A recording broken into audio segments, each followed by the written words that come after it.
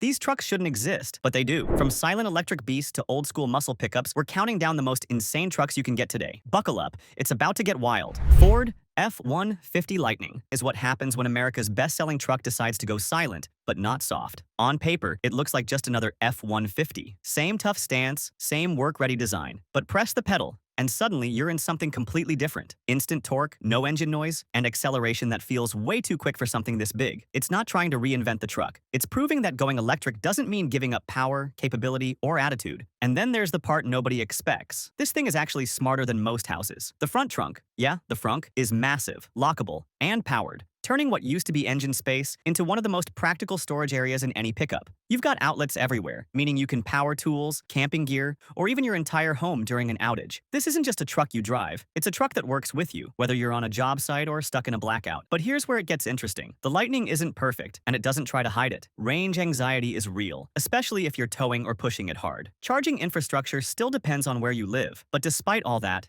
it represents a shift that's already happening whether people like it or not. The F-150 Lightning isn't just an electric truck, it's a preview of where trucks are going next. And whether you're ready or not, that future is already parked in the driveway. The Jeep Gladiator is what happens when a Wrangler refuses to stay practical. It's part pickup truck, part off-road toy, and fully committed to the idea that driving should feel like an adventure, even if you're just going to the grocery store. You've got removable doors, a fold-down windshield, and that unmistakable Jeep look that basically screams, this road is optional. It's not trying to be the smoothest or the most refined. It's built for people who'd rather take the long, rough way home. And then there's what it can actually do. Solid axles, serious ground clearance, and legit off-road capabilities straight from the factory. This isn't a truck pretending to be rugged. It's one of the few that actually backs it up when the pavement disappears. Whether you're crawling over rocks, hitting muddy trails, or just flexing in a parking lot, the Gladiator feels like it's in its natural habitat when things get a little chaotic. And unlike the Wrangler, you've got a truck bed in the back. So now, your adventure can bring gear, bikes, or whatever bad decisions you plan to carry with you. But let's be real, it's not perfect. On-road comfort isn't its strong suit, and it drives more like a lifted brick than a modern pickup. Wind noise, ride quality,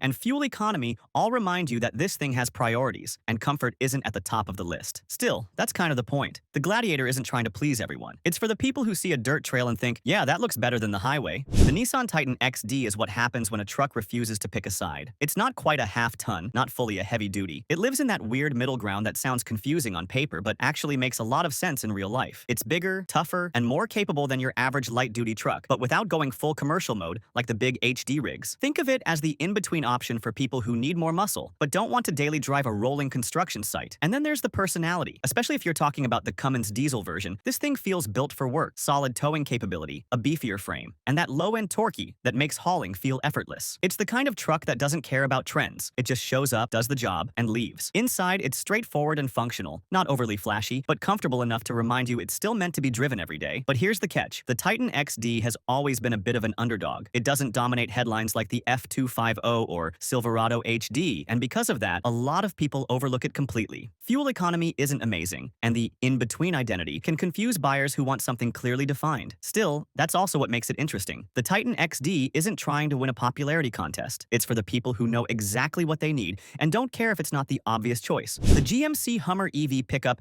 is not here to be reasonable. It's here to make a statement. This is what happens when a brand known for gas-guzzling excess comes back fully electric and somehow even more outrageous. It's massive, it's heavy, and it moves with the kind of instant torque that makes zero sense until you feel it. We're talking supercar-level acceleration in something that looks like it could climb over a building just for fun. It doesn't just enter the EV space, it kicks the door down. And then you get into the features and things go from impressive to borderline ridiculous. Crab Walk lets all four wheels turn in the same direction so the truck can move diagonally, because apparently, going forward is too normal. Extract mode raises the suspension to clear obstacles like you're in some kind of off-road sci-fi movie. The removable roof panels bring back that open-air feel, while the interior is packed with screens and tech that make it feel more like a spaceship than a pickup. It's not just capability, it's capability with drama. But here's the reality check. The Hummer EV pickup is huge, expensive, and definitely not built for everyone. Range is decent, but the weight and size mean efficiency isn't exactly its strong suit, and in tight city streets or parking lots, you'll feel every inch of its presence. Still, none of that really matters to the people who want it. Because this truck isn't about logic, it's about experience. The Hummer EV isn't trying to fit into the future, it's trying to dominate it. The Chevrolet Silverado EV is what happens when Chevy looks at the future and says, let's do it our way. Instead of just electrifying the existing Silverado, they built this thing from the ground up as an EV, and you can feel it immediately. It's smooth, quiet, and surprisingly quick for something this size, but it still carries that familiar Silverado identity. It doesn't scream for attention like some electric trucks. It just shows up, does everything well, and lets the numbers speak for themselves. And then there's the practicality, which is where this truck really starts to separate itself. The midgate is the standout feature, basically letting you extend the bed into the cabin when you need to haul longer items. It's one of those simple ideas that makes you wonder why more trucks don't do it. Add in strong range estimates, solid towing capability, and the ability to power tools or equipment, and suddenly this feels less like a cool EV and more like a serious work truck that just happens to be electric. But here's the balance. The Silverado EV plays it safer compared to something like the GMC Hummer EV pickup. Less wild, less flashy, but that's exactly the point. Not everyone wants crab walk or a truck that feels like a concept car. Some people just want something familiar, capable, and future-ready without the drama. And that's where the Silverado EV lands perfectly. It's not trying to reinvent what a truck is, it's just quietly redefining how it gets the job done. The GMC Sierra EV is what happens when you take everything the Silverado EV is doing and turn the luxury dial all the way up. This isn't just an electric truck, it's an electric truck in a tailored suit. From the outside, it looks clean and confident, but step inside and it immediately shifts into premium territory. Big screens, high-end materials, and that quiet EV ride make it feel less like a work truck and more like a rolling tech lounge that just happens to have a bed in the back. And then you get into what it can actually do. Just like its Chevy sibling, the Sierra EV brings serious range, strong towing capability, and that super useful midgate that extends your cargo space when needed. But GMC adds its own flavor. Features like multi-pro tailgate functionality and a more refined driving experience. It's still quick, still powerful, still fully capable of doing truck things. It just does them with a bit more style and less noise, literally and figuratively. But here's the trade-off. All that luxury and tech comes at a price, and the Sierra EV sits firmly in the